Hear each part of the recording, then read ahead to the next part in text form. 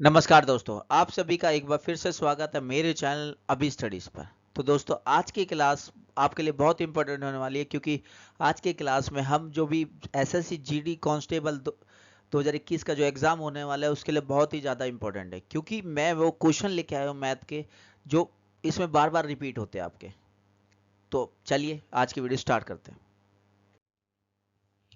आज का हमारा फर्स्ट क्वेश्चन है, A B and C can do a piece of work in 20, 40 and 80 days respectively. In how many days can A do the work if he assisted by B and C every third day? Question कह रहा है A B और सी किसी कार्य को 20, 40 और 80 दिनों में पूरा कर सकते हैं यदि प्रत्येक तीसरे दिन बी और सी उसकी सहायता करते हैं तो एक कितने दिनों में काम कर सकता है। तो दोस्तों, इस क्वेश्चन को सॉल्व करने के लिए पहले हम ए कितने दिनों में काम कर सकता है, बी 20 दिनों में, बी कर सकता है 40 दिनों में, और जो आपका सी है वो आपका कर सकता है 80 दिनों में काम। सबसे पहले इन तीनों का हम एलसीएम निकालेंगे। क्या निकालेंगे? एलसीएम। एलसीएम आएगा 80, 80 इसका एलसीएम आएगा। फिर हम ए के यूनिट निकाल लेंगे, एक दिन में कितने यूनिट ये काम करता है। कुछ नहीं करना है आपको, जो एलसीएम की वैल्यू निकल के आई उसको जो ए कितने दिनों में काम करता है वो हम उससे डिवाइड कर देंगे। तो 80 को हम अगर 20 से डिवाइड करेंगे तो 4, 80 को 40 से डिवाइड करेंगे तो हम यहाँ पे 2, 80 को 80 से डिवाइड करेंगे तो 1। तो हमें इनका ए कितने, एक वन डे में कितना काम कर सकता है? 4 यूनिट। कितना? 4 यूनिट। बी कितना काम कर सकता है? 2 यूनिट। और सी कितना काम कर सकता है? 1 यूनिट। ठीक है। तो सबसे पहले जो ए बी और सी है, ए की हेल्प कौन से दिन करते हैं? Third day. तो फर्स्ट 3 डेज का हम पहले वर्क निकाल लेते हैं। First 3 days work. तो क्या होगा? ए करेगा पहले दिन काम, और सेकंड डे में कौन काम करेगा? ए करेगा। लेकिन जो थर्ड डे आएगा उसमें कौन काम करेगा? ए प्लस बी प्लस सी, ये तीनों काम करेंगे। ये फर्स्ट डे में काम करेगा, ये वाला सेकंड ए ही काम करेगा, और ये आपका थर्ड डे हो गया। तो टोटल थर्ड डे में 3 दिनों में हमारा कितना काम हो जाएगा? 4, 4 प्लस 4 प्लस 2 प्लस 1, यानी कि हमारा कितना काम हो जाएगा? 15। कितने यूनिट काम हो जाएगा हमारा? 15 यूनिट। एक और बात बता दूं, जो हमारे ये एलसीएम निकल के आता है हमारा टोटल यूनिट, टोटल वर्क होता है। क्या होता है? टोटल वर्क, जितना काम हमें करना है। अभी 15 यूनिट काम हो गया 3 दिन में। कितने दिन में? 3 दिन में 15 यूनिट काम हो गया। अगर हमें अगर 80 को हम डिवाइड करते हैं 15 से तो कितना आंसर आएगा? 5, और रिमाइंडर भी बच जाएगा आपका 5। तो 5, तो मतलब कि 15 यूनिट अगर 5 बार करेंगे तो यहाँ पे 75 यूनिट हो जाएगा काम हमारा। कितना हो जाएगा? 75 यूनिट। तो 75 यूनिट काम करने के लिए हमें कितने दिन होंगे लगेंगे? 3 इंटू 5, कितने? 15 डेज। 15 डेज। 15 डेज में हम 75 यूनिट काम कर चुके हैं। 15th डे तक हम कितना काम कर चुके हैं? 75 यूनिट। फिर नेक्स्ट होगा 16। नेक्स्ट में अकेला काम करेगा, कितना? 4 यूनिट काम करेगा। फिर नेक्स्ट 17 डेज, 70 डेज में हमारे एक ही यूनिट काम बचा है, तो 1/4, जितना यूनिट काम करना है और जितना वो कर सकता है ऐसे ये निकाल लेते हैं हम। तो हमारे टोटल जो हमारे डेज निकले वो कितने निकले? 16 नहीं तो पूरे लगे, और जो लास्ट वाले वो कितना लगा है? 1/4 लगा है। तो इसे हम डिवाइड करेंगे तो ये आ जाएगा 16.25। क्या आ जाएगा? 16.25 डेज। तो इस क्वेश्चन का आंसर क्या होगा? D, 16.25 days. चलिए नेक्स्ट क्वेश्चन देखते हैं। सेकंड क्वेश्चन है आज का, a circle with radius 8 centimetre which has the area equal to the area of triangle with base 8 centimetre, then the length of the corresponding altitude of triangle is. एक वृत्त जिसकी त्रिज्या 8 centimetre है और जिसका क्षेत्रफल 8 सेंटीमीटर आधार वाले त्रिभुज के क्षेत्रफल के बराबर, उस त्रिभुज की लंबाई, संगत लंबाई निकालनी है हमको।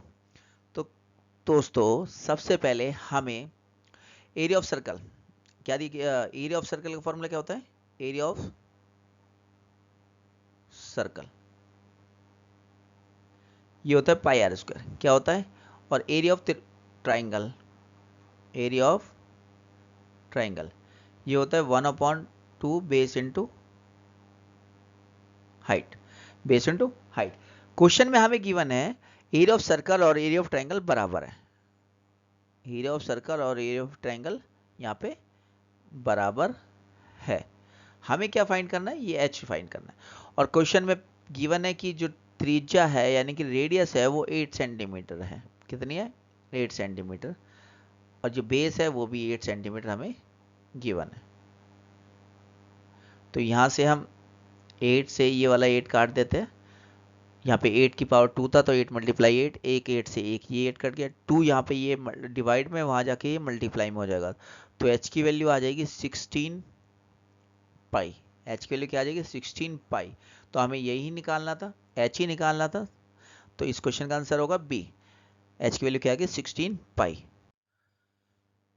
आज का हमारा थर्ड क्वेश्चन है, the captain of a cricket team of 11 members is 28 years old and the wicket keeper is 4 years older than him. If the age of these two are excluded, the average age of the remaining player is 2 years less than the average age of the whole team. What is the average age of the whole team? तो दोस्तों question कह रहा है 11 सदस्यों वाली एक cricket team के कप्तान की जो आयु है वो 28 वर्ष है और जो उसका विकेट कीपर है वो उससे 4 साल बड़ा है। यदि उन दोनों की आयु का हटा दिया जाए तो शेष खिलाड़ियों की औसत आयु पूरी टीम की औसत आयु से 2 वर्ष कम है। टीम की औसत आयु क्या है? तो दोस्तों सबसे पहले हमें क्वेश्चन में क्या गिवन है, उनके जो कैप्टन है, क्या कैप्टन, उनकी एज कितनी गिवन हमें, 28। जो उसका विकेट कीपर है वो कैप्टन से 4 साल बड़ा, यानी कि वो कितने साल का हो जाएगा, 32 साल का। उसके बाद कितने रिमेनिंग खिलाड़ी बचे, उसकी हम जो सम है, let the sum of remaining, sum of remaining S upon 9, S कर लेते हैं, क्या कर लेते हैं, एस मान लेते हैं, क्या मान लेते हैं उसे, एस मान लेते हैं। और इनका अगर एवरेज निकालेंगे तो क्या हो जाएगा, वो एस अपॉन 9, क्योंकि पहले 11 खिलाड़ी थे लेकिन 2 खिलाड़ी निकाल दिए गए तो उसके बाद क्या होगा, एस अपॉन 9 हो गया। तो क्वेश्चन के हिसाब से क्वेश्चन क्या कह रहा है, जो इनकी अब एवरेज आ रही है, अब कितनी एवरेज आ रही है, एस अपॉन 9 आ रही है। इनकी जो ये एवरेज अब आ रही है वो पहले की जो एवरेज थी, पहले एवरेज क्या थी, S plus 28 plus 32 divide by 11। S तो 9 का सम था और इसमें हम कैप्टन और विकेट कीपर जोड़ लेते तो 11 खिलाड़ी हो जाते, 11 से हमने डिवाइड कर दिया। जो पुरानी एवरेज है उससे कितना कम था, 2। कितना कम बता रहा था, 2। तब इस क्वेश्चन को आगे सॉल्व करते हैं। एस अपॉन 9 ये हो जाएगा S plus 60 divide by 11 minus 2। अब इसके नीचे 1 लगा के यहाँ पे एलसीएम ले लेते हैं। तो s अपॉन 9 ये बच जाएगा s plus 60 minus 22 divide by 11।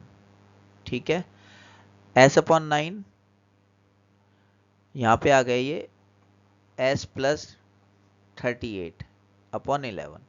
अब इसका एक ही काम बचा, क्रॉस मल्टीप्लाई। क्रॉस मल्टीप्लाई कर लेते हैं, ये हो जाएगा 11s, ये हो जाएगा 9s प्लस 38 की 9 से मल्टीप्लाई कर लेते हैं, 38 की 9 से मल्टीप्लाई कर लेते हैं, 342। कितना आंसर आएगा, 342 आंसर आएगा। अब ये 9s है, यहाँ के इसे माइनस में आ जाएगा, तो ये 11 में से 9s माइनस होगा तो 2s, 2s को 342। अब 342 को किससे डिवाइड करें हम, 2 से, तो s की वैल्यू क्या निकल के आएगी हमारी, ये s की वैल्यू निकल के आएगी 171। s की वैल्यू क्या निकल के आएगी हमारे 171। इसको थोड़ा सा मिटा लेते हैं यहां से।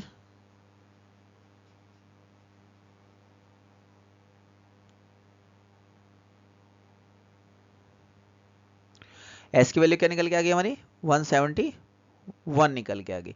हमें एवरेज पूरी टीम के निकालने, लेकिन जो एस था वो 9 प्लेयर का था, तो हमें पूरी टीम को निकालने के लिए 171 में क्या प्लस करेंगे, 28 प्लस करेंगे और 32 प्लस करेंगे, और इसको किस से डिवाइड कर देंगे, 11 से डिवाइड कर देंगे। अब इन तीनों को हम प्लस करेंगे तो ये हो जाएगा 231। कितना हो जाएगा, 231। अब 11 से इसको हम डिवाइड कर देते हैं, 11 टू जो 22 और 1, तो एवरेज एज क्या आ रही है, 21 ईयर्स। एवरेज एज क्या आ रही है पूरी टीम की, 21 ईयर्स। आज का हमारा फोर्थ क्वेश्चन है, केस ए है इसमें, in a certain store the profit is 340% of the cost. Case B है, if the cost increase by 32% but the selling price remains constant, approximately what percentage of the selling price is the profit of the case A. इसमें question में दिया हुआ स्थिति दो दी स्थिति दी हुई ए और बी। ए स्थिति में क्या है, एक निश्चित दुकान में लाभ लाभ क्या होते हैं, उस लागत का 340% है। लाभ क्या है, लागत का 340% है। स्थिति भी यह है, यदि लागत जो है उसकी उसको 32% बढ़ा दिया जाए, लेकिन जो उसका सेलिंग प्राइस यानी कि विक्रय मूल्य है उसको स्थिर रखा जाए, उसी जो पहले था वही रखा जाए, तो विक्रय मूल्य का लगभग कितना प्रतिशत है, तो जो नया प्रॉफिट निकल के आएगा वो नए जो विक्रय मूल्य है उनका उसका कितना परसेंट है। सबसे पहले क्वेश्चन में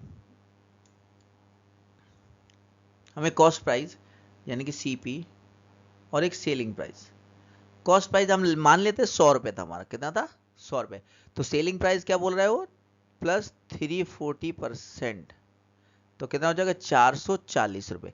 सेलिंग प्राइस क्या हो जाएगा 440 रुपए। फिर वो बोल रहा है कि इसका जो कॉस्ट प्राइस था वो 32% बढ़ा दिया, कितना बढ़ा दिया 32, तो कितना हो गया 132, लेकिन सेलिंग प्राइस सेम था। सेलिंग प्राइस क्या होगा, वो यहाँ पे सेम है, क्या हो गया सेम है।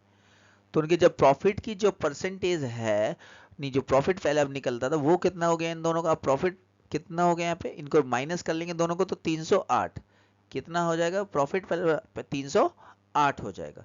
तो इस 308 की जो निकल के आया उसकी परसेंटेज निकालनी थी इस पर विक्रय मूल्य पर जो पहले विक्रय मूल्य था, तो 308 डिवाइड बाय 440 मल्टीप्लाई में 100, तो यहाँ से 1 से 1 0 काट देंगे, ये हम 22 से डिवाइड करते हैं, 22 2 जा 44, यहाँ पे 1 और यहाँ पे 4, इससे ये डिवाइड कर देते हैं 7, 7 की मल्टीप्लाई हम 10 से करते हैं तो 70 आ जाता है, क्या आ जाता है 70%। तो इस क्वेश्चन का आंसर क्या होगा सी 70%। तो विक्रय मूल्य क्या होगा 70%, जो हम नई वैल्यू निकल गया विक्रय मूल्य का कितना परसेंट है वो 70%। नेक्स्ट क्वेश्चन है, two numbers are respectively 25% and 50% more than a third number. The ratio of the first number to the second number निकालनी है हमें। यहाँ पे क्वेश्चन में दो संख्या दी है जिसमें एक तीसरी संख्या जो दो संख्या एक तीसरी संख्या से 25% और 50% अधिक है। पहली संख्या का दूसरी संख्या से अनुपात निकालना है, कुछ नहीं करना है, लेट कर लेते थर्ड नंबर, क्या थर्ड नंबर 100 था, कितना था थर्ड 100 था, तो फर्स्ट नंबर कितना 25% एक्स्ट्रा तो 125 होगा, और सेकंड नंबर कितना है 150, वो 50% है। क्वेश्चन में गिवन है हमें दोनों,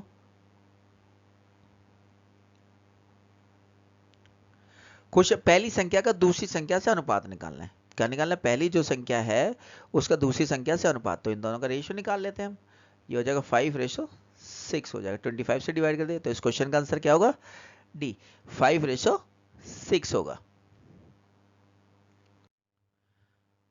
आज का हमारा 6 क्वेश्चन है, 4 square plus 4 divide by 5 plus 5 multiply 2 minus 3 of 4। तो दोस्तों ये हमें सॉल्व करना है। सबसे पहले हमें 4 का जो स्क्वायर है इसको हम क्या लिख सकते हैं 16 लिख सकते हैं upon 4 plus 4 divide by 5 plus 5 की मल्टीप्लाई अगर हम 2 से कर दे तो कितना आंसर आएगा 10 माइनस 3, मैंने पहले ही बताया था ऑफ की जगह क्या लगा देंगे हम मल्टीप्लाई लगा देंगे, ये हो गया 20/5 प्लस 10 माइनस 12, ठीक है, ये 20/5 को हम डिवाइड कर देंगे, यहाँ पर 4 आ जाएगा, तो 4 प्लस 10 माइनस 12, तो 14 माइनस 12 यानी कि 2 मतलब डी आंसर, तो इस क्वेश्चन का आंसर क्या होगा डी। नेक्स्ट क्वेश्चन देखते हैं, ए होलो iron pipe is 28 centimeter long and its external diameter is 10 centimeter.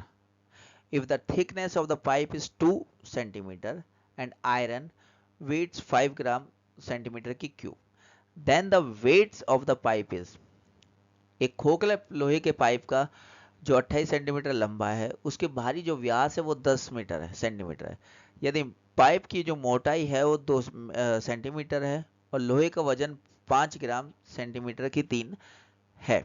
तो पाइप का हमें वजन निकालना है। क्या निकालना है? पाइप का हमें वजन निकालना है। वजन का मतलब हो गया उसका आयतन निकालना है। क्या निकालना है? आयतन निकालना है। सबसे पहले क्या नाम, आयतन निकालने के लिए एक फॉर्मूला होता है।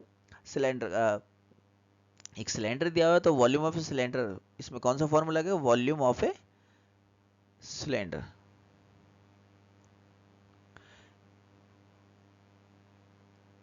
इसमें फॉर्मूला लगेगा हमारा पाई आर स्क्वायर माइनस में छोटी आर स्क्वायर प्लस मल्टीप्लाई में एच। यहाँ पे 2 आर गिवन है हमें, अभी तो एक आर दी हुई है, हमें दूसरी वाली निकालनी पड़ेगी हमें यार। एक का भारी व्यास दिया हुआ है मैंने, यानी कि डी दिया हुआ है। डी क्या दिया हुआ है? 10। तो आर निकालने का फॉर्मूला क्या है? D upon 2। तो हमारा आर कितना आ जाएगा? 5। अगर हमें छोटी आर निकाली हो, यानी कि अंदर की तरफ का पाइप के अंदर की अंदर की आर निकालनी हो, तो क्या करते हैं हम? आर में से क्या माइनस कर देते हैं? उसकी जो थिकनेस है। थिकनेस कितनी दी है? 2 सेंटीमीटर। कितना दिया हुआ है वहां पे? 2 सेंटीमीटर दिया हुआ है, तो उसको 2 माइनस कर देते हैं। तो आर कितने निकल गए? 3। आर क्या निकल के आ गया आपका? 3 निकल के आ गया। अब ये फॉर्मूले में हम वैल्यू पुट करेंगे। पाई की वैल्यू 22/7 आर स्क्वायर, बड़ी आर स्क्वायर तो 5 का स्क्वायर माइनस छोटी का स्क्वायर आर का स्क्वायर यानी कि 3 का स्क्वायर, और एच हमें क्वेश्चन में गिवन है 28। ये 22/7, 25 माइनस 9 मल्टीप्लाई 28। ये 7 से हम 28 काट सकते हैं, यहाँ पे 4 आ जाएगा।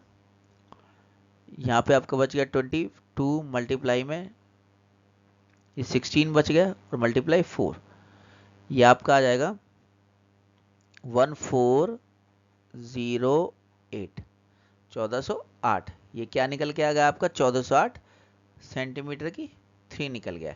लेकिन हमें इसका वजन चाहिए, वो कि ग्राम में है। वो क्या है? 1 सेंटीमीटर का क्या? 1 सेंटीमीटर की क्यूब है, उसका कितना वजन दिया हुआ है? 5 ग्राम दिया हुआ। कितना? 5 ग्राम। हमें निकालना कितना है? 1408 सेंटीमीटर स्क्वायर का। तो क्या करेंगे? 5 से मल्टीप्लाई कर देंगे 1408 की, तो इसका आंसर आ जाएगा 7040 ग्राम। क्या आ जाएगा? ग्राम। तो इसको हो जाएगा 7.04 ग्राम, 7.40 ग्राम यानी कि बी। तो इस क्वेश्चन का आंसर क्या होगा हमारा? बी। आज का हमारा 8 क्वेश्चन है। A train can travel 50% faster than a car, both start from point A at the same time and reach point B 60 km away from the point A at the same time on the way. However, the train lost about 12.5 minutes while stopping at the station. The speed of the car is. Question कह रहा है एक train car की तुलना में 50% तेज यात्रा कर सकती है। दोनों एक ही समय पर बिंदु ए से शुरू करते हैं और बिंदु ए से 60 किलोमीटर की दूरी पर बिंदु बी पर भी एक ही समय पर पहुंचते हैं। हालांकि रास्ते में स्टेशन पर रुकने के दौरान ट्रेन को लगभग 12.5 मिनट का समय गंवाना पड़ा। तो कार की गति निकालनी, तो स्पीड निकालनी किसकी? कार की। सबसे पहले कार की स्पीड हम मान लेते हैं, एस मान लेते हैं। Speed of the car, speed of car S मान लेते हैं। क्या मान लेते हैं? एस। तो ट्रेन की स्पीड कितनी हो जाएगी? ट्रेन की स्पीड हो जाएगी 3s/2, इससे 50% एक्स्ट्रा। अब तो इस क्वेश्चन में हमें टाइम, हाँ जी, टाइम का फॉर्मूला क्या होता है? Distance upon speed, distance upon speed. तो हम पहले कार का टाइम निकाल लेते हैं, फिर ट्रेन का टाइम, क्योंकि ए से बी पर पहुंचने के लिए दोनों का बराबर टाइम लगा, तो हम दोनों का टाइम आपस में रख के बराबर रख लेंगे। तो कार का टाइम निकाल लेते हैं। डिस्टेंस कितना है? 60 किलोमीटर। ए से बी का डिस्टेंस कितना है? 60 किलोमीटर। और कार की स्पीड कितनी है? एस। अब ट्रेन का टाइम निकाल लेते हैं। कितना डिस्टेंस है? 60। और कार की स्पीड, ट्रेन की स्पीड क्या है? 3/2s। तो लेकिन ट्रेन के टाइम में क्या होगा? 12.5 प्लस एक्स्ट्रा हो जाएगा, क्योंकि जितना उसने टाइम लिया उसमें 12.5 एक्स्ट्रा है। अब क्वेश्चन ये 2 यहाँ से ऊपर चला जाएगा यहाँ पे, तो 60 की 2 से मल्टीप्लाई 120/3s प्लस 12.5। ये मिनट्स है, इसको हम आवर्स में चेंज कर लेंगे, यानी कि 60 से डिवाइड कर लेंगे। ये आपसे कट गया है, 40 आ गया। तो ये आ रहा है 40/s प्लस 12.5/60। ये किसका टाइम आ गया? ट्रेन का टाइम आ गया। क्वेश्चन में हमें क्या गिवन है? ट्रेन का टाइम, और जो कार का टाइम है ए से बी पहुंचने का वो बराबर लग रहा है। एक मिनट इसको मिटा लेते हैं। हाँ, अब जो कार का टाइम है और ट्रेन का टाइम है, कार का टाइम कितना था? 60/s, और ट्रेन का टाइम कितना है? 40/s plus 12.5/60। ठीक है, अब ये हम कर लेते हैं इसको, ये 40/s को इस साइड के लेके जाते हैं। 60/s माइनस 40/s, यहाँ पे क्या बचा हमारा? 12.5/60। इस पॉइंट को हम हटा के यहाँ पे 0 लगा लेते हैं और ये 25 से डिवाइड कर देते हैं, तो ये 5 आएगा और यहाँ पे ये आ जाएगा 24। कितना आ जाएगा? 24। ये हम सॉल्व करेंगे तो 20/s बराबर में आ जाएगा 5/24। 5 से 20 काट देंगे तो 4, तो s की वैल्यू क्या आ गई? 24 × 4 यानी कि 96। तो कार की स्पीड क्या होगी? 96 किलोमीटर, यानी कि डी आंसर होगा। क्या होगा? डी आंसर होगा। आज का हमारा 9वां क्वेश्चन है, the following pie chart show the percentage distribution of the expenditure incurred in publishing a book, study the pie chart and answer the following question. ये जो पाई चार्ट आपको दिया हुआ है, इस पाई चार्ट में पुस्तक के प्रकाशन में किए गए व्यय के जो कोई भी बुक छापने का जो भी उसके खर्च है उसके प्रतिशत को दर्शाता है कि कहाँ पे कितना पैसा खर्च हुआ है। पाई चार्ट का अध्ययन करना है और उस पर जो आधारित पर्सन है उनके उत्तर हमें देने हैं। पहला क्वेश्चन है इस पे पाई चार्ट के हिसाब से, royalty on the book is less than the paper cost. जो बुक पे रॉयल्टी थी वो पेपर कॉस्ट से कितने परसेंट लेस देन है? तो क्वेश्चन में रॉयल्टी कितना परसेंट है? इस पाई चार्ट में हम देख लेते हैं रॉयल्टी कितना। रॉयल्टी ये कलर है, तो रॉयल्टी कितना परसेंट है? 15%। रॉयल्टी कितना है? 15%। कितना है? 50%।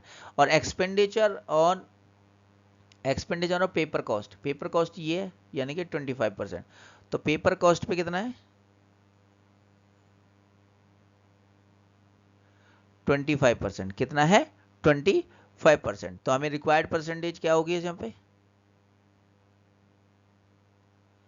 पेपर कॉस्ट माइनस रॉयल्टी, और ये पेपर कॉस्ट का कितना परसेंट है हमें यही निकालना है। तो 10/25 इंटू में 100, 25 से डिवाइड कर ये कर देंगे तो 4, ये 40%। कितना आ जाएगा? 40%। Royalty on the book is less than the paper cost, paper cost से कितना परसेंट कम है? वो 40%। इसका आंसर होगा डी। नेक्स्ट क्वेश्चन है, what is the central angle of the sector corresponding to the expenditure incurred on binding. Question कह रहा है what is the central angle of the sector corresponding to the expenditure incurred on binding. जो binding पर expenditure हो रहा है वो कितना परसेंट है? तो अभी पाई चार्ट का अगर सब पूरे की बात करें तो वो कितना परसेंट होता है? 100% होता है। 100% होता है, लेकिन कितने डिग्री का एंगल होता है? 360 डिग्री का एंगल होता है। और ये एक्सपेंडिचर इनकम बाइंडिंग, बाइंडिंग पे कितना परसेंट कर रहे हैं हम? बाइंडिंग है ये येलो कलर, 20%। कितना कर रहे हैं? 20%। तो ये क्या हो जाएगा? 20% क्या हो जाएगा? 360 का हम कितना परसेंट निकाल लेंगे? 20%। 1 से 1 0, तो ये 72। कितना डिग्री आ जाएगा? 72 डिग्री। तो क्वेश्चन का आंसर क्या होगा? A, 72 degree. आज का हमारा 11th क्वेश्चन है, if a certain quantity of the books the publisher has to pay 30,600 रुपए as printing cost, then what will the amount of paper cost to be paid for this books. तो question कह रहा है कि एक certain quantity of book ली, publisher ने pay किए 30,600 प्रिंटिंग कॉस्ट के। कितने के? Printing cost. यहाँ पे प्रिंटिंग कॉस्ट का हमारा परसेंटेज कितना है? प्रिंटिंग कॉस्ट का यहाँ पे हमारे प्रिंटिंग कॉस्ट का परसेंटेज है 20। तो क्वेश्चन में कहने का मतलब है हमारे 20% की वैल्यू कितनी दी है टोटल कॉस्ट की? 30,600। और क्वेश्चन कह रहा है what will the amount of paper cost, क्या निकालना है? Paper cost. तो पेपर कॉस्ट का हमारी वैल्यू क्या है? 25%।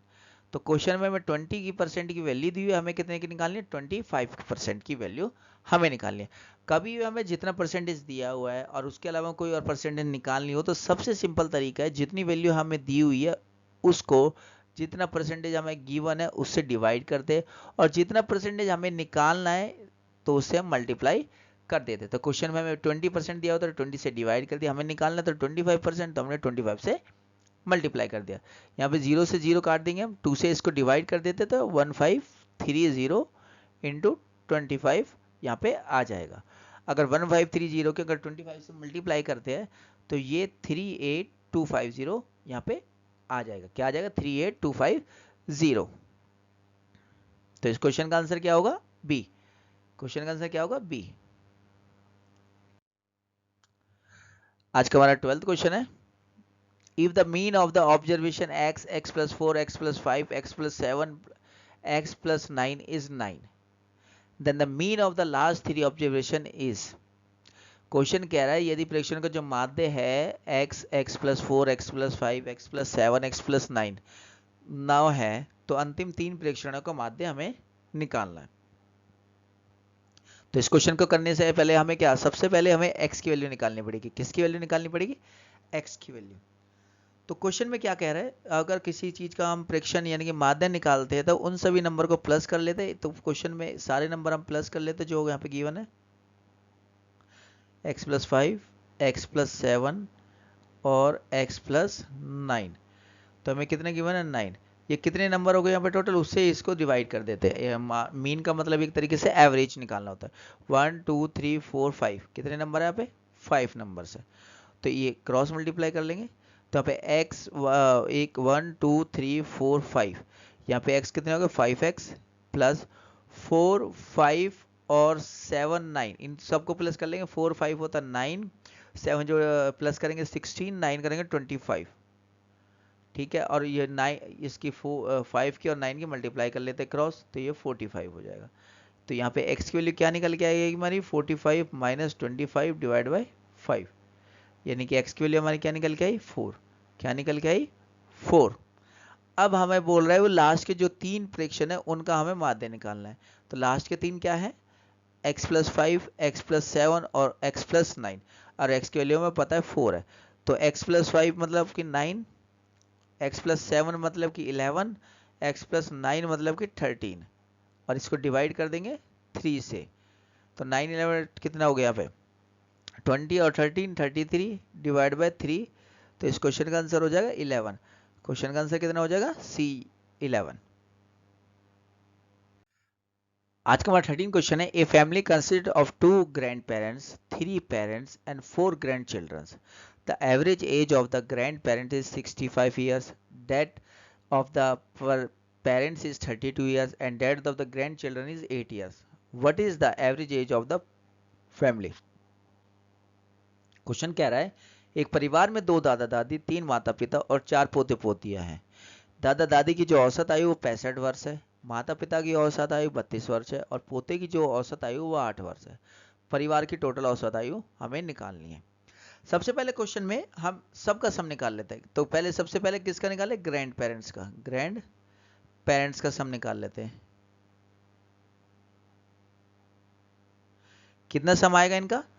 इनकी एवरेज कितनी है? 65 और नंबर ऑफ कितने है? ये 2, तो ये कितना है? 130 हो जाएगा। इसके बाद किसका निकाले? पेरेंट्स का। पेरेंट्स की एवरेज एज कितनी है? 32, और वो टोटल नंबर कितने हैं उनके? 3, तो ये मल्टीप्लाई कर लेंगे तो यहाँ पे 96 आ जाएगा। इसके बाद किसका निकाले हम? चिल्ड्रन का। चिल्ड्रन का कितनी एवरेज एज है? उनकी 8, और नंबर ऑफ कितने हैं वो चिल्ड्रंस? 4, 32। तो टोटल सब निकाल लेते हैं यहाँ पे, इन सबको प्लस करेंगे 258 आ जाएगा। क्या आ जाएगा? 258। अब एवरेज निकालने के लिए, एवरेज निकालने का फॉर्मूला क्या होता है? जो सबका प्लस आया है सबका, और जितने नंबर ऑफ पेरेंट्स है उनसे डिवाइड कर देंगे। तो कितने पेरेंट्स है? और 2 3 5 और 4 9, 9 से इसे डिवाइड कर देंगे। अगर हम इस 9 से इसे डिवाइड करते हैं तो 9 2 जा 18 और 9 8 जा 72, तो ये 28, और यहाँ पे बचा ये 6/9, 6/9 यानी कि 2/3। तो क्या आया? 28.2/3 ईयर्स। तो इस क्वेश्चन का आंसर क्या होगा? B, 28 2/3 years. नेक्स्ट क्वेश्चन है, a person has plan to sell the his old typewriter for ₹4,500. He would loss 10% to gain 25% of profit. He should sell for it. एक व्यक्ति ने अपने पुराने टाइपराइटर को 45 रुपए में बेचने की योजना बनाई. उसे 10% की हानि होगी. लाभ का 20% प्राप्त करने के लिए उसे बेचना पड़ेगा. उसे कितने में बेचना पड़ेगा? क्वेश्चन में कह रहा है अगर वो एक व्यक्ति अपने पुराने टाइपराइटर को 45 रुपए में बेचता है तो उसे 10% की हानि होती है. अगर वो उसे 20% का लाभ प्राप्त करना चाहता है तो उसे कितने में बेचना चाहिए? तो लेट कर लेते हैं, उसका कॉस्ट प्राइस मान लेते हैं. उसका था कॉस्ट प्राइस कितना था? 100. अब वो सेलिंग प्राइस वो बता रहा है 10% करके 90%. 90% की वैल्यू हमें कितनी दी है? 4,500. वो क्या चाह रहा है? इसमें 20%. वो चाह रहा है कि इसमें प्रॉफिट हो जाए कितना? 20%. तो 100 में अगर 20% को प्रॉफिट होगा तो कितना हो जाएगा? 120%. तो हमें 90% की वैल्यू दी है 4,500. हमें कितने परसेंट की वैल्यू निकालनी है? 120% की. तो क्वेश्चन मैंने भी पीछे भी बताया था, जितने परसेंट की हमें वैल्यू निकालनी है उससे हम मल्टीप्लाई कर देंगे और जितने की हमें गिवन है उससे डिवाइड कर देंगे. ठीक है, 9 से 0 से 0 कट जाएगा, ये 9 से 5 0. अब 50 की 120 से मल्टीप्लाई कर देंगे तो 6,000. तो इस क्वेश्चन का आंसर क्या होगा? ए, 6,000. नेक्स्ट क्वेश्चन है, salary of Ravi and Sumit are in the ratio 2:3. If the salary of the each increased by 3,000, the new ratio becomes 35 and 50. What is Sumit's salary? Sumit is new salary. Question कह रहा है कि रवि और सुमित का जो वेतन है 2:3 के अनुपात में है. यदि प्रत्येक के वेतन में 3,000 की वृद्धि की जाती है तो जो नया अनुपात आता है वो 35:50 हो जाता है. सुमित का नया वेतन क्या होगा? किसका? सुमित का नया वेतन क्या होगा? तो दोस्तों सबसे पहले क्वेश्चन में हमें गिवन क्या है? उनका रेशो. रवि और सुमित का रेशो गिवन है हमें 2:3. तो हम इसमें x में लगा लेते हैं 2x प्लस 3x. अब वो बोल रहा है इसमें इंक्रीज हो जाता है 3,000 हर किसी के में.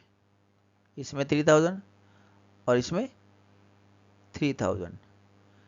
तो इनकी जो रेशो आती है वो आ जाती है 35/50. क्या आ जाता है? 35/50 इनकी रेशो आ जाती है. तो दोस्तों यहाँ से हम इसका क्रॉस मल्टीप्लाई कर सकते हैं या फिर हम पहले यहाँ पे यहाँ से कॉमन ले सकते हैं, फिर उसको वहाँ जाके यहाँ से हम कॉमन ले लेते हैं 2, तो ऊपर बचेगा x प्लस 1500 और यहाँ से हम 3 कॉमन ले लेते हैं तो यहाँ पे बचेगा x प्लस 1000. अब जो ये 2/3 है वहाँ जब लेके चले जाएंगे तो ये x plus 1500 x plus 1000 35/50 into में 3/2. ठीक है, ये हो गया. तो क्वेश्चन के हिसाब से क्या आंसर आ गया? ये 7, ये 10. तो ये क्रॉस मल्टीप्लाई कर देंगे. यहाँ पे आ रहा है x प्लस 1500, यहाँ पे 21/20. कितना आ रहा है? 21/20. अब इसको मिटा देते हैं.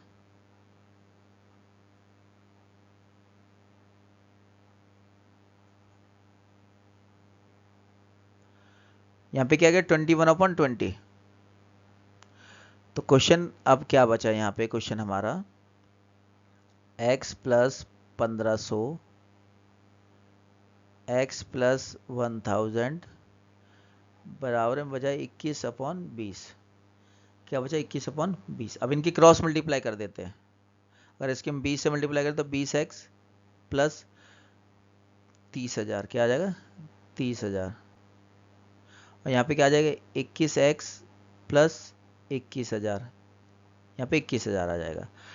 तो यहाँ पे 20x माइनस 21x और 30,000 वहाँ लेके चलता है. 21x 21,000 minus 30,000. तो यहाँ पे माइनस x की वैल्यू क्या आ गई? यहाँ पे माइनस 9,000. क्या आ गई? माइनस 9,000. तो माइनस से माइनस कर देंगे तो x की वैल्यू क्या आ जाएगी? यहाँ पे 9,000. अब वो किसका सैलरी पता कर रहा है? सुमित का. किसकी पता कर रहा है? सुमित का. तो सुमित का रेशियो क्या था? 3x. सुमित का रेशियो क्या था? 3x. तो 9,000 की अगर हम 3 से मल्टीप्लाई कर लेंगे तो कितना आंसर आ जाएगा 27,000। तो इस क्वेश्चन का आंसर क्या होगा सी 27,000। आज का हमारा 16 क्वेश्चन है the compound interest on ₹40,000 at 6% per annum is 4,944। What is the period in years for which the amount is invested. Question कह रहा है 40,000 रुपये पर 6% प्रति वर्ष की दर से चक्रवृद्धि ब्याज लगता है और वो चक्रवृद्धि ब्याज कितना हो जाता है 4,944। तो वह अवधि ज्ञात करने है, वो टाइम निकालना है जिसके लिए ये जो पैसा है वो इन्वेस्ट किया गया था। यानी कि हमें टाइम निकालना है कि 6% की प्रति ब्याज दर से चक्रवृद्धि ब्याज 4,944 कब तक हो, कब होता है। तो इसका ऑप्शन 5 साल, 4 साल, 3 साल, 2 साल दिए हुए हैं। इस क्वेश्चन में हमें रेट 6% और जो कंपाउंड इंटरेस्ट वो 4,944, प्रिंसिपल 40,000 और टाइम हमें निकालना है। तो सबसे पहले जो सिंपल इंटरेस्ट का फॉर्मूला है वो निकालने का, वो क्या होता है फॉर्मूला, पी ब्रैकेट में 1 plus rate upon 100 N minus P. तो ये हमारा सिंपल इंटरेस्ट है। क्वेश्चन के हिसाब से हमें सिंपल इंटरेस्ट कितना गिवन है 4,944, ठीक है। और पी यहाँ पे कितना है 40,000। तो 40,000 1 प्लस रेट कितना है 6 अपॉन 100 एंड माइनस प्रिंसिपल कितना है 40,000 4,944। अब ये 40,000 ये तो वाला तो ऐसे ही रहने दें, अंदर अगर हम इसका एलसीएम ले इसके नीचे 1 लगा के तो ये हो जाएगा 106 अपॉन 100 की पावर n और ये माइनस वाला वहां जाके प्लस में हो जाएगा। तो 4,944 प्लस 40,000 ये क्वेश्चन हो जाएगा। अब यहाँ पे ये 40,000 इसको हम 2 से डिवाइड कर देते हैं अंदर, तो 53 अपॉन 50 और ये n की पावर यहाँ पे हो गया 4,4,944, इन दोनों को हमने प्लस कर लिया। तो अब यहाँ पे क्या बचा 53 अपॉन 50 की पावर n, यहाँ पे बचा 4,4,944 डिवाइड बाय 40,000। तो जहाँ यहाँ पे इनकी पावर 53 अपॉन 50 की पावर n आना है तो कुछ नंबर यहाँ पे भी ऐसे सेम टू सेम आएगा। तो यहाँ पे क्वेश्चन में आएगा, यहाँ पे अगर ये 212, ये वाला 212 का स्क्वायर होता है किसका 212 का, नीचे वाला किसका स्क्वायर होता है 200 का, किसका 200 का, तो स्क्वायर ये यहाँ पे आ जाएगा। अब इसको हम डिवाइड कर सकते हैं इन दोनों को 4 से। तो क्वेश्चन में आगे क्या आएगा 53 अपॉन 50 की पावर यहाँ पे n है और यहाँ पे आ जाएगा 53 अपॉन 50 4 से डिवाइड करने के बाद इसकी पावर 2। तो यहाँ पे n की वैल्यू कितनी आ गई 2। तो टाइम कितना आ गया यहाँ पे 2 ईयर्स। टाइम कितना आ गया 2 ईयर्स। नेक्स्ट क्वेश्चन है हमारा 17 a hall 15 metre long and 12 metre broad if the sum of the area of the floor and the ceiling is equal to the sum of the area of the four walls, the volume of the hall is। एक hall 15 metre लंबा और 12 metre चौड़ा है। यदि फर्श और छत के क्षेत्रफल का योग, जो फर्श है और जो छत के क्षेत्रफल का योग है 4 दीवारों के क्षेत्रफल के योग के बराबर है, तो 4 दीवारों के जो क्षेत्रफल है उसके योग के बराबर है, तो हॉल का आयतन हमें ज्ञात करना है। तो हॉल का आयतन हमें निकालना है। सबसे पहले हमें जो एरिया ऑफ 4 वॉल्स है वो निकालते हैं। Area of 4 walls, area of 4 walls, area of 4 walls का फॉर्मूला क्या होगा यहाँ पे 2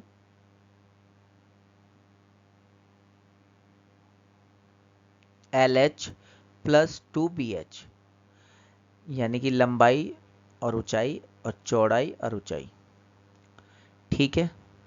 ये क्वेश्चन में हमें गिवन है। तो यहां से क्या कॉमन आ रहा है 2H कॉमन आ जाता है, तो क्या बचता है L प्लस बी, क्या बचता है L प्लस बी, और L प्लस बी हमें क्वेश्चन में गिवन है। सबसे पहले ये निकाल लिया हमने, तो ये 2H और L प्लस बी हमें गिवन है क्वेश्चन में 15 और 12।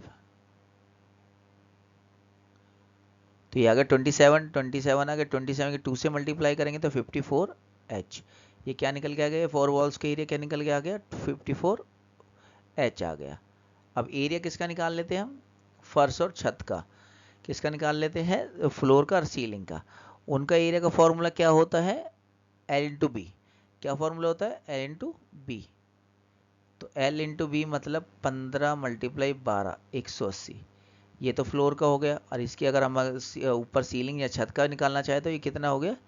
360। कितना हो गया? 360। क्वेश्चन में क्या गिवन है? एरिया ऑफ 4 वॉल्स और area of ceiling plus area of floor, तो ये दोनों आपस में बराबर, तो हमें क्वेश्चन में 54H बराबर 360 गिवन है। तो पे हाइट निकालने का फॉर्मूला हो गया 360 अपॉन 54, 360 अपॉन 54। अब यहाँ पे क्वेश्चन को इसको डिवाइड कर देंगे हम, ये 18 से डिवाइड हो जाएगा, तो 18 20 और ये 3, तो h की वैल्यू क्या आ गई यहाँ पे? 20 अपॉन 3। अब वॉल्यूम क्या निकालना है? वॉल्यूम का फॉर्मूला होता है L into B into H. L कितना दिया? 12, 15, और h कितना निकला हमारा? 20 अपॉन 3। ठीक है, 3 से हमने ये काट दिया तो 5 बचा। 12 की 5 से करेंगे 60, 60 की अगर हम 20 से मल्टीप्लाई करेंगे तो 1200 सेंटीमीटर की क्यूब। तो इस क्वेश्चन का आंसर क्या होगा? सी, 1200। कितना आंसर आया? 1200। आज का हमारा 18 क्वेश्चन है, if a person had walk at the speed of 15 kilometre instead of the 10 kilometre, he would have walked 25 kilometre more, the actual distance travel by him was. यदि कोई व्यक्ति 10 किलोमीटर की बजाय 15 किलोमीटर घंटे की गति से चलता है तो 25 किलोमीटर अधिक चलता है। यात्रा की गई वास्तविक दूरी उसके द्वारा क्या थी? तो दोस्तों सबसे पहले इस क्वेश्चन में हमें टाइम दोनों का सेम दिया हुआ है। क्या दिया हुआ? टाइम हमें सेम दिया हुआ है। तो डिस्टेंस क्या नाम, अगर डिस्टेंस का फॉर्मूला क्या होता है? स्पीड इंटू टाइम, तो दोनों का टाइम सेम है और डिस्टेंस हम निकाल लेते हैं, और पहले का 10 किलोमीटर है और उसका टाइम से मल्टीप्लाई कर लिया। सेकंड वाले का क्या है? 15 इंटू टाइम, लेकिन वो पहले वाले से क्या करते हैं? जो पहले वाला है वो 25 कम है, किससे? सेकंड वाले से जितना दूरी चलता है उससे वो कितना कम है? 25 कम है। ठीक है, ये 10t हो गया, ये 15t माइनस 25, ये 15t यहाँ लेके जाएंगे हम, तो 10t माइनस 15t माइनस 25, तो यहाँ पे -5t माइनस 25, माइनस से माइनस हट जाएगा तो t की वैल्यू क्या आ गई यहाँ पे? 5। तो टाइम, यानी कि टाइम कितना टाइम लग गया? 5। तो स्टार्टिंग में उसकी जो स्पीड थी वो कितनी थी? डिस्टेंस निकाल लेते स्पीड, तो स्पीड इंटू टाइम, स्पीड कितनी थी स्टार्टिंग में? 10, और टाइम कितना लग रहा था उनको? 5। तो कितने किलोमीटर उन्होंने दूरी तय करी? 50 किलोमीटर। कितने की? 50 किलोमीटर। तो क्वेश्चन का आंसर क्या हुआ? सी, 50 किलोमीटर। नेक्स्ट क्वेश्चन है, Raman paid ₹13,300 as simple interest after 9 years. He had borrowed some money at the rate of 6% for first 2 years, same money at 9% for the next 3 years, and the 14% of the rest of the period. How much money did he borrow? तो question क्या कह रहा है? रमन ने 9 वर्ष बाद साधारण ब्याज के रूप में 13,300 का भुगतान किया। यदि उसने कुछ पैसे पहले 2 वर्षों के लिए 6% की दर से, अगले 3 वर्षों के लिए 9% की दर से और शेष अवधि के लिए 14% की दर से उधार लिए, तो उसने कितना पैसा उधार लिया? तो उसने कितना पैसा उधार लिया? क्वेश्चन में कहने का मतलब हुआ, जो उसने सिंपल इंटरेस्ट 13,300 दिया वो 9 साल के लिए ले दिया, लेकिन उनका जो रेट था वो सेम नहीं था। तो रेट निकाल लेते, टोटल कितना परसेंट उसने इंटरेस्ट पे किया। तो फर्स्ट सिंपल इंटरेस्ट निकाल लेते, तो 2 साल के लिए उसने सबसे पहले 2 साल के लिए कितना परसेंट पे किया? 6%। उसके बाद उसने 3 साल के लिए कितना परसेंट पे किया? 9%, 9%। उसके बाद बचे कितने? 4 साल बचे, क्योंकि टोटल 9 साल के लिए उसने मनी उधार ली थी। 4 साल के लिए कितना परसेंट उसने पे किया? 14%। तो अब इनकी मल्टीप्लाई करते हैं, 12%, 27% और ये 56%, तो टोटल कितना परसेंट हो गया? 95%। तो कहने का मतलब जो CI का हमें दिया हुआ है 13,300, वो कितने परसेंट की वैल्यू है? 95%। तो 95% की वैल्यू हमें कितनी गिवन है? 13,300। हमें कितने निकालने? 100% की वैल्यू, जितने पे हमने इसको उधार दी। तो 100% की वैल्यू निकालने के लिए अभी हमने इससे ऊपर भी 2 क्वेश्चन किए थे, उसमें मैंने बताया जितनी परसेंट हमें गिवन है उससे डिवाइड कर देते हैं और जितना परसेंट हमें निकालना है उससे मल्टीप्लाई कर देते हैं। सबसे पहले हम ये 5 से डिवाइड कर दें 20, ये 19 आ जाएगा। 19/7 जब 133 होता है, ये आ गया। 700 की अगर 20 से मल्टीप्लाई करेंगे तो 14,000, कितना आ जाएगा 14,000। तो इस क्वेश्चन का आंसर क्या हो गया 14,000, यानी कि बी। नेक्स्ट क्वेश्चन है 20, if 15 workers can earn ₹1,800 in 10 days, find the earning of 5 workers in 8 days।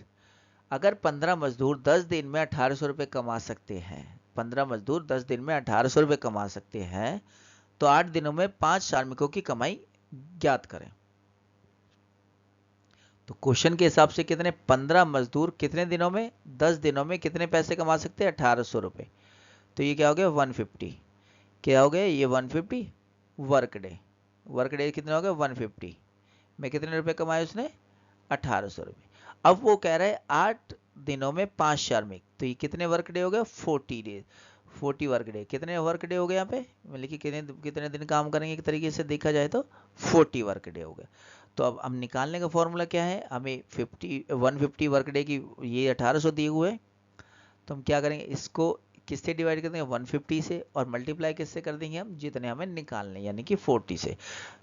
यहाँ से 0 से 0 काट देंगे हम, 15 से हम ये काट देंगे, तो ये 120 क्या आ जाएगा 12 आ जाएगा यहाँ पे 120 यानी 120 की 4 से मल्टीप्लाई करेंगे तो 480।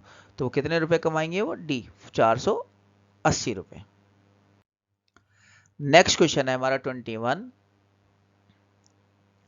Find the greatest number that will divide 47, 95 and 187 so as to leave the same remainder in each case। Question कह रहा है वह बड़ी से बड़ी संख्या ज्ञात करे जो 47, 95 और 187 को विभाजित करे और प्रत्येक स्थिति में जो इनका जो शेष फल है यानी कि रिमाइंडर है वो सेम रहना चाहिए। क्या रहना चाहिए, वो सेम रहना चाहिए। तो इस क्वेश्चन में हमें ये ज्ञात करना है कि वो सबसे बड़ी संख्या निकाले जो 47, 95, 187 से विभाजित करे और जो प्रत्येक स्थिति में जो उनका शेष है वो समान रहे। कभी भी ऐसा क्वेश्चन करने के लिए आए जिसमें शेषफल उनका समान हो और हमें एक नंबर निकालना है बड़े से बड़ा जो इन तीनों नंबर को डिवाइड कर सकते हैं, तो कुछ नहीं करना है, इन तीनों नंबर का अंतर निकालना है। क्या निकालना है, डिफरेंस निकालना है। क्या निकालना है, डिफरेंस निकालना है, बड़े में से छोटा। तो पहला क्या होगा 95 में से 47 माइनस कर देंगे तो ये क्या निकल के आएगा 48। सेकंड क्या निकल के आएगा डिफरेंस, तीन डिफरेंस निकलेंगे 187 माइनस 95, 187 माइनस 95 तो ये 92 निकल के आएगा। क्या है 92। और डिफरेंस थर्ड क्या हो गए यहाँ पे 187 माइनस 47, 187 माइनस 47 तो ये 140 निकल जाएगा। क्या निकल जाएगा 140। अब जो हमारे डिफरेंस निकल के आए ये तीनों, इनका हमें क्या निकालना है एचसीएफ। क्या निकालना है, हायर कॉमन फैक्टर एचसीएफ। तो अब 48 को हम क्या लिख सकते हैं 2 मल्टीप्लाई 2 मल्टीप्लाई 2 मल्टीप्लाई 2 मल्टीप्लाई 3, 2 2 जा 4, 4 2 जा 8, 8 2 जा 16, 16 3 जा 48। नेक्स्ट है 140, 2 इंटू 2 इंटू 5 इंटू 7, 2 2 जा 4, 4 5 जा 20, 27 जा 140। और नेक्स्ट हमारा 92 बचा है, इसको हम 2 से डिवाइड करेंगे और फिर 2 से करेंगे और फिर हमारा ये 23 बचेगा लास्ट में। एचसीएफ होता है जो इन सब में कॉमन आ रहा हो। सबसे पहले क्या कॉमन आ रहा है यहाँ पे 2 कॉमन आ रहा है 2 कॉमन, ये 2 आ गया। फिर दोबारा से देखते हैं क्या कॉमन आ रहा है, फिर तीनों में दोबारा से 2 कॉमन आ रहा है। इसके अलावा यहाँ पे कोई नंबर और कॉमन आ रहा है 2 के अलावा, 2 इंटू 2, इसके अलावा यहाँ पे कोई नंबर कॉमन नहीं आ रहा है। तो हमारा एचसीएफ कितना हो जाएगा 2 इंटू 2 यानी कि 4। तो क्वेश्चन का आंसर क्या होगा 4। वो 4 संख्या है जो इन तीनों को डिवाइड करेगी और उसके बाद जो इनमें रिमाइंडर है वो भी सेम आएगा। नेक्स्ट क्वेश्चन है हमारा 22, Raj got a new chair at 35% discount. Had Raj got no discount, Raj would have to pay 238 more. How much did Raj pay for the chair. Question कह रहा है राज को 35% छूट पर नई कुर्सी मिली। अगर राज को कोई छूट नहीं मिलती तो राज को 238 रुपये और चुकाने पड़ते। राज ने कितना भुगतान किया कुर्सी के लिए, राज ने कितना भुगतान किया कुर्सी के लिए। तो क्वेश्चन, ये क्वेश्चन कह रहा है ये क्वेश्चन कह रहा है कि राज ने एक कुर्सी 35% डिस्काउंट पर ली और डिस्काउंट अगर उसे डिस्काउंट नहीं मिलता तो उसे 238 रुपये ज़्यादा चुकाने पड़ते। तो कहने का मतलब जितना परसेंट उसे डिस्काउंट मिला उसकी वैल्यू कितनी है, 238 रुपये। तो क्वेश्चन में क्या गिवन है, उसे डिस्काउंट कितना मिला, 35%। कितना मिला, 35%। तो उसकी वैल्यू कितनी दी है, 238 गिवन है हमें। तो मैंने अभी क्वेश्चन बताया, अगर हमें कितने परसेंट की वैल्यू निकालनी है, 100% की। तो 238 डिवाइड बाय 35 जितना हमें दिया हुआ है और मल्टीप्लाई जितना हमें निकालना है। हमें ये क्वेश्चन कर लेंगे। ये हम डिवाइड करते हैं 5 से और ये 7 से। इसको 7 से हम डिवाइड करते हैं तो 7 3 जा 21 और 2 यहाँ पे बचेगा 7 4 जा 34 आ गई। इसकी हम 20 से मल्टीप्लाई कर लेते हैं, यहाँ पे 680 आ जाएगा। क्या आ जाएगा, 680। तो 100% की वैल्यू ये होगी, यानी कि कॉस्ट प्राइस ये था उसका। उसे मिला है 35% डिस्काउंट के बाद। और 35% की वैल्यू कितनी है, 238 रुपये। तो उसने कितने पे किए होंगे यहाँ पे, 442 रुपये। कितने पे किए होंगे उसने, 442 रुपये, यानी कि आंसर इसका बी। नेक्स्ट क्वेश्चन है हमारा, in a mixture of 60 litre the ratio of milk and water is 2 और 3, then the quantity of water in the mixture is, तो ये क्वांटिटी, ये 60 लीटर का एक मिक्सर है जिसमें रेशियो मिल्क और वाटर का रेशियो 2:3 है। Then the quantity of water, तो यहाँ पे वाटर की क्वांटिटी निकालनी क्वेश्चन में। तो यहाँ पे वाटर की क्वांटिटी निकालने के लिए हमें रेशियो हमें पहले गिवन है 2:3 और कितना लीटर दूध है, 60। तो 2:3 में हमारा कौन सा वाटर है, 3। तो वाटर की क्या रेशियो निकल के आएगी, 3। और टोटल क्या है इन दोनों का रेशियो को, 5। तो 5 से हम काट देंगे 12, 12 3 जा 36। तो 36 लीटर इसमें क्या है, वाटर। तो इस क्वेश्चन का आंसर क्या हुआ, सी, 36 लीटर। नेक्स्ट क्वेश्चन है, what is percentage of number from 1 to 80 have 1 और 9। क्वेश्चन क्या कह रहा है, what is the percent of number from 1 to 80 have 1 और 9 इन द यूनिट डिजिट। 1 से 80 तक की संख्या का कितना प्रतिशत इकाई अंक में 1 या 9 है। इकाई अंक में 1 या 9 है। क्वेश्चन कह रहा है 1 से लेकर 80 तक की संख्या का कितना प्रतिशत वो संख्या है जिसका इकाई का अंक 1 या 9 है। तो दोस्तों 1 से लेके अगर 1 to 10 हम काउंटिंग करें तो उसमें 1 और 9 कितने टाइम्स आता है, दोनों को मिला के 2 टाइम्स। कितना आता है, 2 टाइम्स। ऐसी अगर हम 11 से लेकर 20 तक की बात करें तो वहां पे भी 1 और 19 आएगा, 11 आएगा, यहाँ पे भी 1 उस पे यूनिट डिजिट पे यानी कि इकाई पे, और यहाँ पे भी ये, तो इसमें भी 2 टाइम्स। हमें काउंटिंग कहाँ तक करनी है, 80 तक। कितने तक, 80 तक। तो ऐसे कितना हो जाएगा, 8 हो गया, 8 टाइम्स। तो हर 1 से लेके 10 तक की गिनती, फिर 21, 11 से लेके 20 तक, फिर 21 से लेके 30 तक, ऐसे चलते हुए 71 से लेके 80 तक। तो 8 टाइम्स ऐसा होगा जब 2 बार के ये हर लाइन में कितने आएंगे, 1 और 9। तो ये 16, कितने नंबर्स हो गए टोटल, 16 नंबर्स हो गए। इनकी परसेंटेज निकालनी है टोटल नंबर से। टोटल कितने हमें दिए हुए, 18। तो हम इसको डिवाइड कर देंगे 5, तो ये कितना आ जाएगा यहाँ पे, 20%। कितना परसेंट आ जाएगा, 20%। आज का 125th क्वेश्चन है, सिंप्लीफाई करना है हमें 8.65 ब्रैकेट में 4 plus 0.5 of bracket 8.8 minus 2.3 into 3.5। ठीक है। तो दोस्तों सबसे पहले हम कभी भी कोई भी अगर ब्रैकेट का क्वेश्चन हो, सबसे पहले जो ब्रैकेट के अंदर है उसको हम सॉल्व करते हैं। मैंने बताया था ऑफ की जगह क्या लगा देंगे, मल्टीप्लाई।